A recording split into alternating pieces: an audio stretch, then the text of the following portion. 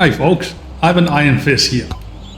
The Quin's mask is one of the very rare hard to get items in Megabonk.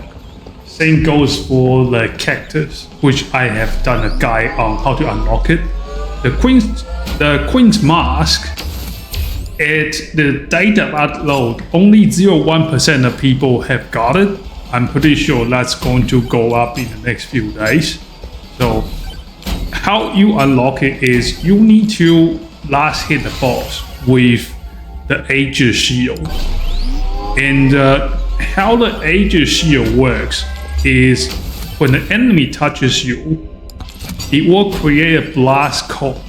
So there's a cone area damage. It's not a circle damage. It blasts towards a certain direction. So how we want to do this is you want to spend time going around the map. So the way I do it is very different. Other guys, they just tell you, oh, spawn as many bosses as you can. Try to lock it out with the last hit. That's not how it works. And a lot of the mistake people make is they try to body bump the boss. You need to remember Asina, with every single level she gets, she also gets spike damage, song damage. So when you body bump the boss, your Aegis shield will do damage, yes, but so will your song damage. I just call it spike damage for now. So if you body bump the boss, your spike damage might be the damage last hit the boss. So you don't want to do that. How I deal with is I position the minions between myself and the boss. Then I let the minion chase me. When the minion hits me, I send out a blast. It's going to hit the boss.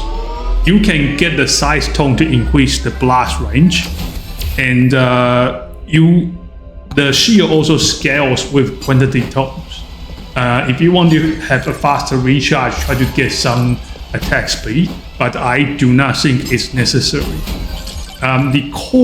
The essential part of my strategy is I do the swans next to the boss.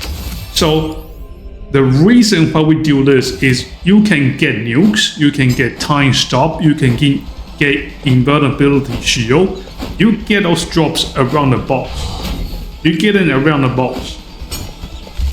When you do the boss fight, it's going to be a lot easier.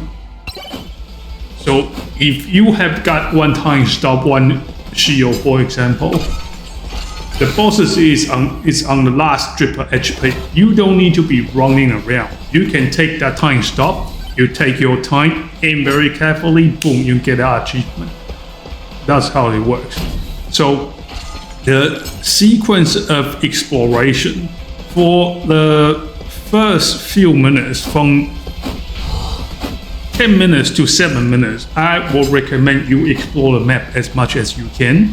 From the 7th minute, when the first boss spawns, just ignore the boss. And at that time, you want to go to the boss gate right away, because at the 6 minutes, the first swan's going to come. And you want all the power-ups to drop near the boss gate. Then once you clean out that wave, try to go out for exploration again. Then come back around the 3 minutes mark when the second swan will spawn.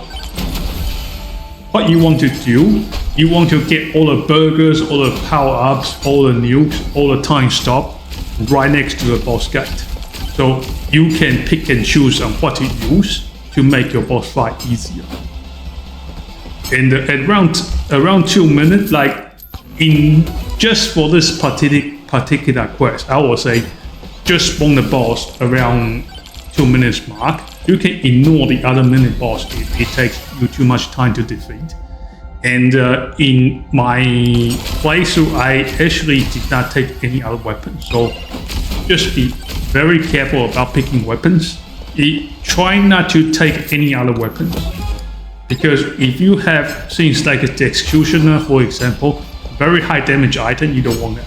Because any other weapon you take increases the chance that you can wipe out the boss not using your shield, which is not what you want. And I have a guide. I'll link it in description. It's on Steam, so feel free to check out the guide. And that's all for the commentary. Hope the guide helped.